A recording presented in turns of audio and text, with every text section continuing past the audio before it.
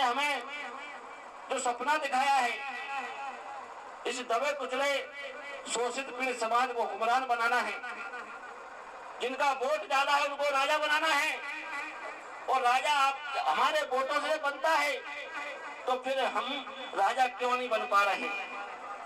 जब इस बात को मानवर साहब कांसीराम जी ने कश्मीर से लेकर कन्याकुमारी तक इस अनपढ़ समाज को, भोले वाले समाज को, 6743 जातियों में बटे हुए समाज को जाति तोड़ो समाज जोड़ो का नारा देकर जब साइकिल चलाकर भाईचारा बनाने का काम किया और कैडर के माध्यम से हमको एकता में बांधने का काम किया और नारा लगा दिया कि वोट हमारा राज तुम्हारा, नहीं चलेगा नहीं चलेगा, जिसकी जितनी संख्या भारी उसकी उतनी हिस्सेदारी, और मंडल कमीशन की रिपोर्ट लागू करो वरना कुर्सी खाली करो।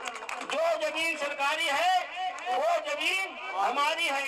साथियों, नारों के साथ जब मानवर साहब ने कश्मीर से लेकर कन्याकुमारी तक ऐलान किया और इस बिखरे हुए समाज को, और खासकर जिनकी संख्या ज्यादा है, उनको तो अधिकारों का पता ही नहीं था, जब उनके लिए पढ़ने लिखने का आरक्षण का कोई प्रावधान ही नहीं था। इसलिए मानवर कांसीराम साहब ने ओबीसी समाज के भाइयों के लिए भी विशेष संघर्ष किया और मंडल कमीशन की रिपोर्ट को लागू कराने के लिए इस देश में 3000 से ज्यादा रैलियां करने का काम किया और कई हजार सेमिनार किए, कैडर किए, दिल्ली की सरकार को हिलाने का काम किया।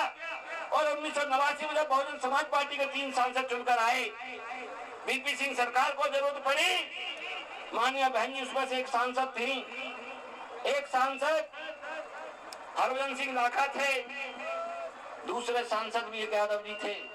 3 सांसदों की बदौलत जब बीपी सिंह की सरकार बनी तो उन्होंने कहा आप कोई सा भी मंत्रालय ले लो, कितना भी पैसा ले लो, हम आपको देने के लिए तैयार हैं। जो लोग कहते हैं कि बहन कुमारी मायावती जी पैसे की लालची है, उनसे जाके कहो आप कितना पैसा देते हो।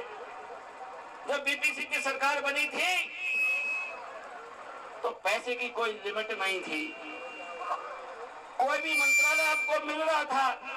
माननीय बहन जी ने क्या चुना, बोले जिस समाज से मैं चुनकर आई हूँ और जिन वोटों की ताकत से आई हूँ, उस वोट को ताकत का अधिकार दिलाने का काम बाबा साहब ने किया और बाबा साहब ने उस वोट की ताकत का गलत इस्तेमाल करने का मना किया, तो फिर हम इस एहसान को कैसे भूल सकते हैं।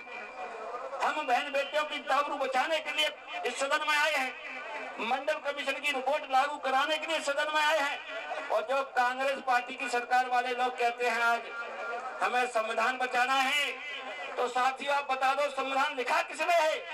परम पूज्य डॉक्टर भीमराव अम्बेडकर जी ने। और 1989 से पहले जिस बाबा साहब ने इस देश का संविधान लिखा, जिस बाबा साहब ने हमको वोट का अधिकार दिया, हिंदू कोड बिल पास करा के महिलाओं को बराबरी का अधिकार दिया, आज हमारी बहनें चपरासी से लेकर राष्ट्रपति तक पहुंचती हैं, उस बाबा साहब को भी सम्मान इस कांग्रेस पार्टी ने नहीं दिया। तो ये किस मुंह से कहते हैं कि हमें संविधान बचाना है? बाबा साहब के सम्मान को बचाना है। ये नकली नौटंकी करने वाले लोग आपके कभी हितैषी नहीं हो सकते। ये सिर्फ झूठ बोलते हैं आपको गुमराह करने के लिए, आपको भ्रमित करने के लिए, चंद चमचों के इशारे पर हमारे बीच में फूट डालने का काम करते हैं। इसलिए माननीय बहन कुमारी मायावती जी उस समय कहा था कि हम आपको 3 सांसदों का समर्थन तो जरूर देंगे, पर आपको बाबा साहब को भारत रत्न का सम्मान देना होगा। साथियों, बहन जी ने लाखों करोड़ों अरबों रुपए ठुकराने का काम किया, मंत्री पद को ठुकराने का काम किया। क्या लिया?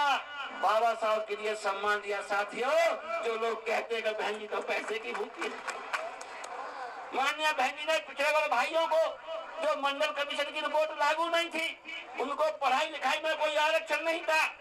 1990 से पहले आप गूगल पर सर्च कर लो, आपके कितने चपरासी थे। आईएएस आईपीएस की तो बात छोड़ दो, तहसीलदार दरोगा पटवारी की तो बात छोड़ दो, आप चपरासी भी नहीं थे। मानवर काशीराम साहब, आदरणीय बहन कुमारी मायावती जी ने अपने 3 सांसदों की ताकत से अपना मंत्री पद ठुकरा दिया और वो खरबों रुपए ठुकरा दिया और आपको सम्मान दिलाने के लिए अपना वोट देने का काम किया और मंडल कमीशन की रिपोर्ट को लागू कराने का काम किया।